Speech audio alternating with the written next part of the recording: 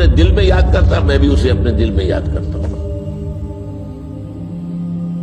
جب میرا بندہ کسی محفل میں میرا ذکر کرتا ہے میں اس سے کہیں بہتر محفل میں اس کا ذکر کرتا ہوں۔ اللہ کی محفل تو ملائے اعلیٰ کی ہے، ملائکہ مقربین کی ہے۔ بہرحال اللہ کو تم اپنے دل میں مستحضر رکھو، اللہ تعالیٰ تمہیں بھی یاد رکھے گا۔ دوبارہ فرمایا احفظ اللہ تجدہ امامک تجاہک، اللہ کو یاد رکھو تو اپنے سامنے موجود پاؤ گے۔ جب چاہو دعا کرو تو احفظ اللہ تجدہ امامک یا تجاہک، اپنے سامنے موجود پاؤ گے۔ اذا سألت فاسأل اللہ، اب آ گیا وہ مرکزی مضمون۔ دیکھو جب مانگو اللہ سے مانگو، غیر اللہ کے سامنے ہاتھ دراز کرو ہی مت۔ ایک حدیث میں آتا یعنی حرام نہیں ہے، دنیاوی قواعد اصول قوانین کے تحت کسی سے مدد چاہنا، کوئی سوال کرنا حرام نہیں ہے۔ آپ سوال کریں، مدد لیں، اسی پر دنیا قائم ہے، ایک دوسرے کے ساتھ تعاون کے ساتھ۔ لیکن اونچا مقام کیا ہے؟ کسی سے سوال مت کرو سوائے اللہ، یہاں تک کہ جوتے باندھنے کا تسمہ تمہیں درکار ہے تو بھی کسی سے مت مانگو، اللہ سے مانگو۔ کیا پتہ اللہ کس کے دل میں ڈال دے اور وہ آ کے تمہیں تسمہ پیش کر دے۔ ہوتا ہے ایسا، مسافات ہوتا ہے۔ جو اللہ کے ساتھ لو لگا کر رکھنے والے ہیں ان کے تو ایسے واقعات ہوتے ہیں کہ دل میں ایک بات آئی اور اس کے بعد وہی بات جو ہے وہ کوئی شخص آ گیا اور اس نے وہ بات پوری کر دی۔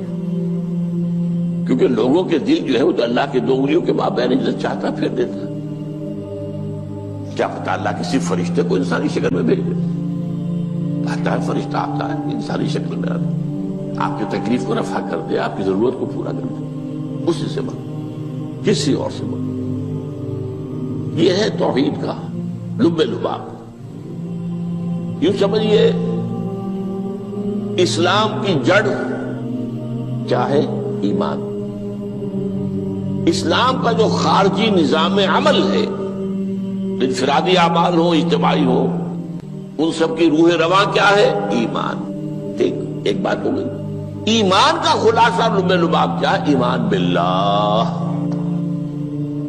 ویسے ایمان بالآخرہ بھی ہے، ایمان بالملائکہ ہے، ایمان بالانبیاء ہے، ایمان بالرسل ہے، ایمان بالکتب ہے، ایمان بالقلب ہے، لیکن اصل ایمان، اسی لیے ایمان مجمل میں آپ کو معلوم ہے کسی اور چیز کا ذکر نہیں۔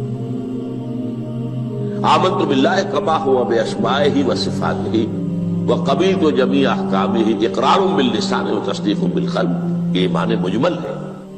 اجمالی طور پر ایمان اس کا نام ہے، ہاں مفصل تفصیلی طور پر آمنت باللہ وملائکتہ وکتبہ ورسلہ والیوم الآخر والقدر خیرہ وشرہ من اللہ تعالی۔ تو اسلام کی جڑ ایمان، اور اسلام کا سارا جو نظام عمل ہے، چاہے انفرادی اعمال ہو چاہے اجتماعی، ان سب کی روح رواں ایمان، اور ایمان کا خلاصہ ایمان باللہ۔ اور ایمان باللہ کا اصل حاصل وہ ہے جو اس حدیث میں آ رہا ہے۔ اس کے دو ہیں تقاضے، عبادت صرف اسی کی، استعانت صرف اسی سے۔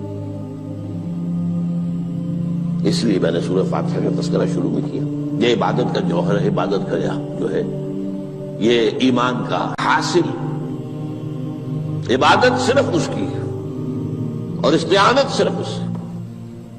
استعانت ہی میں سوال بھی آ گیا، یہ بھی مدد ہے۔ آپ کسی سے کچھ مدد مالی چاہ رہے ہیں یا کوئی اور مدد چاہتے ہیں، کسی کام میں مدد چاہتے ہیں، جیسے میں نے کہا تھا کہ سفارش کرانا چاہتے ہیں، یہ بھی مدد ہے۔ وَإِذَا اسْتَعَنْتَ فَاسْتَعِنْ بِاللَّهِ، اور جب مدد مانگو صرف اللہ سے مانگو۔ اور وہ سارے الفاظ یاد کر لیے، استدعاء، استعانت، استغاثہ۔ یہ جو غوث اعظم سے استغاثہ کیا جاتا ہے یہ تو شرک ہے۔ استغاثہ اللہ سے، دعائی اللہ کی، اس اعتبار سے استمداد، استعانت، استدعاء، استغاثہ، یہ سب اللہ سے، صرف اللہ سے۔ عبادت صرف اللہ، ایاک نعبد، اور استعانت صرف اللہ سے۔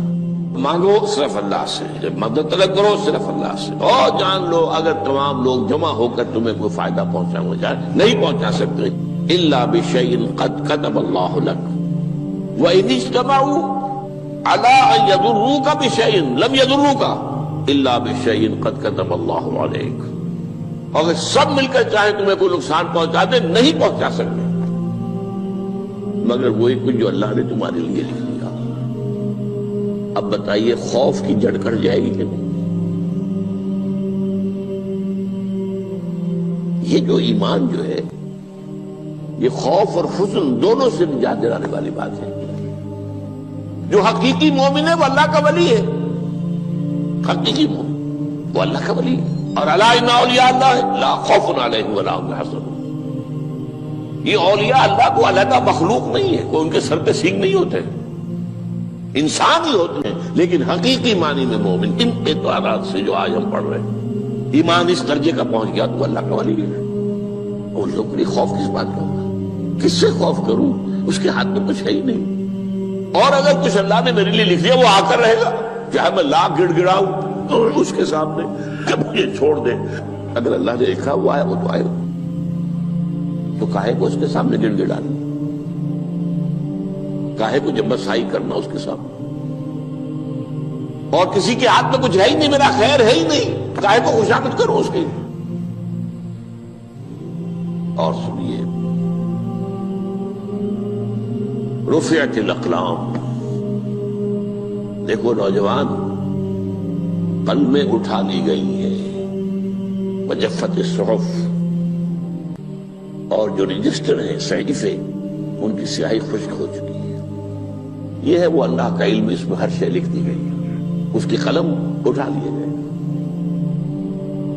جیسے آپ کو معلوم ہے امتحان ہوتا تھا، 3 گھنٹے ختم ہو گئے، اسٹاپ رائٹنگ، بس اب قلم رک جانا چاہیے۔ وہ قلم تو تقدیر کا کاتب جو ہے وہ قلم اس کا اب اٹھا لیا گیا، اور جو صحیفے جن پر یہ لکھا گیا وہ خشک بھی ہو گئے۔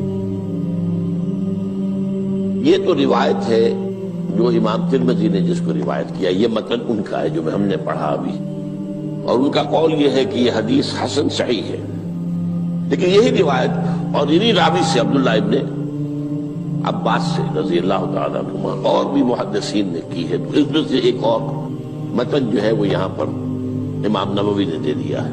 احفظ اللہ تجدہ امامک، یہ تو پہلا وہ ٹکڑا تھا، وقت تو جاہک تھا، یہاں امامک ہے، امام مطلب ایک ہی ہے، اپنے سامنے پاؤ گے۔ اللہ کی حفاظت کرو، اللہ کو دل میں، اللہ کی یاد کو محفوظ رکھو، گویا کہ اللہ کو مستحضر رکھو۔ ذکر اللہ کے معنی کیا ہے؟ استحضار اللہ فی القلب، یہ ذکر اللہ ہے۔ جنہیں ہم ذکر سمجھ بیٹھے ہیں وہ ذکر کے ذریعے ہے۔ اقیم الصلاۃ لذکری، نماز قائم کرو میری یاد کے لیے، نماز ذریعہ ہے یاد کا۔ یہ علیحدہ بات ہے کہ آپ نے 17 رکعتیں بھی پڑھ لی ہو عشاء کی اور یاد آپ کو آئی ہی نہیں کوئی، آپ تو ایک میکینیکل انداز میں جو ہے وہ اٹھک بیٹھک کر رہے ہیں اور آپ کی زبان سے کچھ بھی نکل رہا ہے، تو اس کا آپ کے شعور سے، دل کی گہرائی سے کوئی رابطہ ہے ہی نہیں، وہ ذکر تو نہیں ہوا۔ ہاں نماز فرض تھی وہ ادا ہو گئی، آپ کی ایک فرض ادا ہو گئی۔ تو جنہیں ہم نے ذکر سمجھا وہ ذرائع ذکر ہے، اللہ اللہ سبحان اللہ سبحان اللہ زبان سے، یہ تاکہ اس کے نتیجے میں وہ ذکر حاصل ہو جائے۔ استحضار اللہ فی القلب، ذکر کے معنی ہے استحضار اللہ فی القلب۔ تعرف الی اللہ فی الرخاء، اور دیکھو کشادگی کے وقت میں تم اللہ کو یاد رکھو، اللہ کی طرف رجوع کیے رہو، بھول نہ جاؤ۔ وہ نہ ہو جو کبھی کہا تھا، بہادر شاہ ظفر کے اشعار میں سے بہت زور کا شعر ہے، ظفر آدمی اس کو نہ جانیے چاہے کتنا ہی ہو فام زکا، جسے عیش میں یاد خدا نہ رہی، جسے تیش میں خوف خدا نہ رہا۔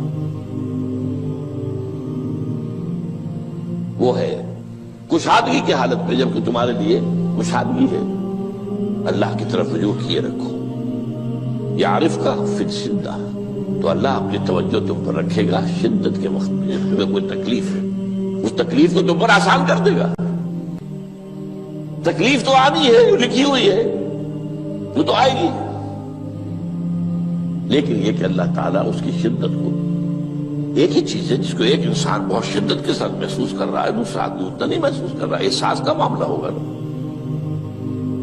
وہ تو اصل میں اگر انسان کی نرز کٹی ہوئی ہے تو احساس ہوگا ہی نہیں، سر سے نہیں ہوگا۔ تو اس اعتبار سے اللہ تعالیٰ تمہارے لیے اس شدت کی کمی کر دے گا۔ وَاعْلَمْ أَنَّمَا أَخْطَأَكَ لَمْ يَكُنْ لِيُصِيبَكَ، اور جان لو جو چیز تم سے چھوٹ گئی ہے، رہ گئی ہے، وہ ہرگز تمہیں ملنے والی نہیں تھی۔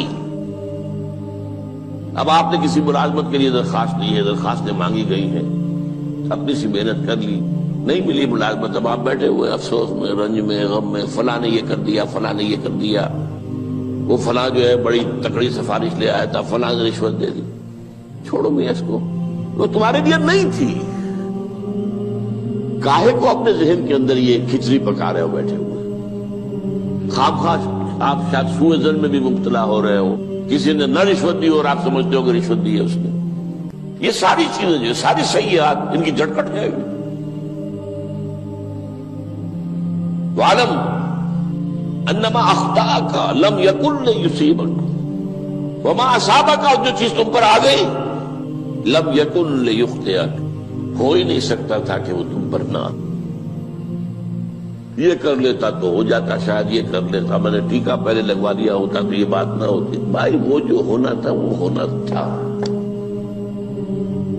اب یہ وہ چیز ہے جس سے انسان میں کیفیت پیدا ہوتی، تسلیم و رضا۔ ہم بھی تسلیم کی خو ڈالیں گے، بے نیازی تیری عادت ہی صحیح، اے اللہ جو تو نے چاہا مجھے قبول ہے۔ اسی لیے میں نے آپ کو آیتیں سنائی سورہ تغابن کی، ما اصاب من مصیبت الا باذن اللہ، کوئی مصیبت نہیں آتی مگر اللہ کے اذن سے۔ وَمَن یؤمن باللہ یہد قلبہ، جو اللہ پر ایمان رکھتا ہو اللہ اس کے دل کو ہدایت دے دیتا ہے۔ ہدایت کس بات کی؟ تسلیم و رضا۔ دوستاں سلامت کے تو خنجر آزمائی، نہ شبد نصیب دشمن کے شبد ہلاکت دے گا۔ اے اللہ تیری طرف سے ہے، مجھے قبول ہے، اور بظاہر مجھے تکلیف ہو رہی ہے لیکن یقیناً اس میں میرا کوئی خیر ہے۔ بیدک الخیر، تیرے ہاتھ میں تو خیر ہی خیر ہے، جو بھی تیری طرف سے آئے۔ سر تسلیم خم ہے جو مزاج یاد میں۔ اور یہ مضمون جو ہے زیادہ بڑے پیمانے پر سورہ حدید میں آیا ہے۔ ما اصاب من مصیبت فی الارض ولا فی انفسکم الا فی کتاب من قبل ان نبرأھا، کوئی مصیبت نہیں آتی نہ تمہاری جانوں میں نہ زمین میں، زمین میں زلزلہ آ جانا، سیلاب آ جانا، کچھ اور زمین کا دھنس جانا، یا یہ ہے کہ تمہاری جانوں میں کوئی بخار ہو گیا، کوئی اور تکلیف ہو گئی، اچانک معلوم ہوا کہ انسان کو کینسر ہے، اور کینسر بھی اب 3rd سٹیج کو پہنچ چکا ہے، لیکن جو بھی آیا ہے وہ اللہ کے علم کی کتاب میں پہلے سے لکھا ہوا ہے۔ فی کتاب من قبل ان نبرأھا، یہ کتاب میں درج ہے اس سے پہلے کہ مجھے ظاہر کرے۔ اس کا نتیجہ کیا نکلنا چاہیے؟ لیکن لا تأسوا علی ما فاتکم ولا تفرحوا بما آتاکم، افسوس نہ کیا کرو جو تم سے جاتا رہے، چھوٹ جائے، کوئی عزیز فوت ہو گیا، کوئی موقع ہاتھ سے نکل گیا، ارے بھائی میں چوک گیا، بڑا موقع تھا، اب اس پر افسوس کر رہے ہیں۔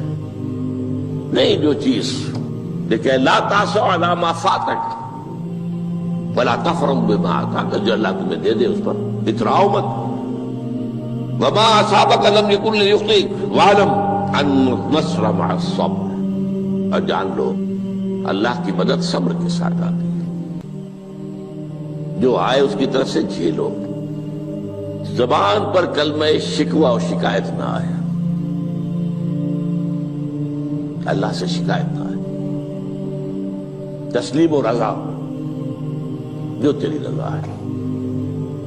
تیری صحت ہمیں منظور ہے، لیکن اس کو مولانا محمد علی جوہر ایک مرتبہ جیل میں گئے، ایک بیٹی بیمار ہوئی، فوت ہو گئی، اس کے بعد دوسری مرتبہ پھر جیل میں گئے، دوسری بیٹی کو وہی بیماری ہوئی، جیل میں اطلاع ملی کہ بیٹی کو یہ بیماری ہو گئی ہے، تو خط لکھا ہے اشعار کی شکل میں، کا آخری شعر یہ ہے: تیری صحت ہمیں منظور ہے لیکن اس کو نہیں منظور تو پھر ہم کو بھی منظور۔ ہم تو چاہتے ہیں میں بیٹی کے تجھے شفا ہو جائے، اسے منظور نہیں تو پھر ہمیں بھی بتا۔ وَاعْلَمْ أَنَّ النَّصْرَ مَعَ الصَّبْرِ وَأَنَّ الْفَرَجَ مَعَ الْكَرْبِ۔ فرج، فراخی، کھل جانا کسی چیز کا، یہ ہے کرب کے ساتھ، تکلیف کے ساتھ۔ تکلیف ہوتی ہے ساتھ، اللہ نے قانون بنایا ہے دنیا کا۔ اب آپ اندازہ کیجئے بچے کی ولادت میں ماں کو کتنی تکلیف اٹھانی پڑتی ہے۔ آج کل تو فیشن ہو گیا ہے، سیدھے سیدھے جاؤ آپریشن کراؤ، تکلیف سے بچ جاؤ، لیکن یہ ہے کہ یہ بھی آپ کے علم میں ہوگا، وہ ساری تکلیف جیسے ہی بچے کو لا کر ماں کے برابر لٹایا ہے، ساری تکلیف ختم، پھر جو راحت میسر آتی ہے۔ ان الفرج مع الکرب وان مع العسر یسرا، اسی لیے میں نے وہ آیتیں بھی پڑھی تھی، ان مع العسر یسرا ان مع العسر یسرا۔ اس دنیا میں یہ اللہ نے نظام بنایا ہے، سختیاں جھیلنی ہی ہوں گی۔ لقد خلقنا الانسان فی کبد، ہم نے انسان کو پیدا کیا مشقت کے اندر، مشقت تو کرنی پڑے گی۔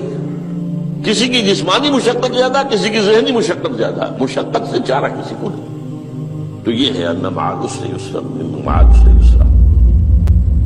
بارک اللہ لی ولکم فی القرآن العظیم ونفعنی وإیاکم بالآیات الحکیمہ۔